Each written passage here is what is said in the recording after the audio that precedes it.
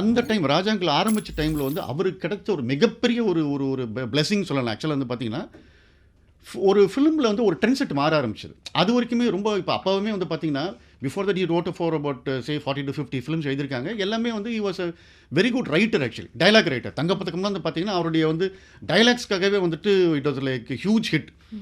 So என்னன்னா, but same time when he became a film maker, his idea ஒரு vision about films are totally different.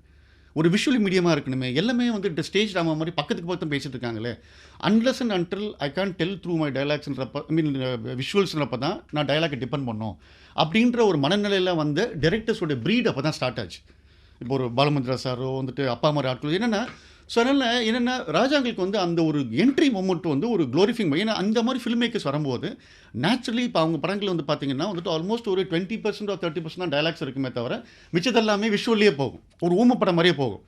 அதுக்கு தான் அப்பா use பண்ண நல்ல வேர்டு வந்து பார்த்தீங்கன்னா, Raja is my best dialogue writer அப்படின்வாங்க.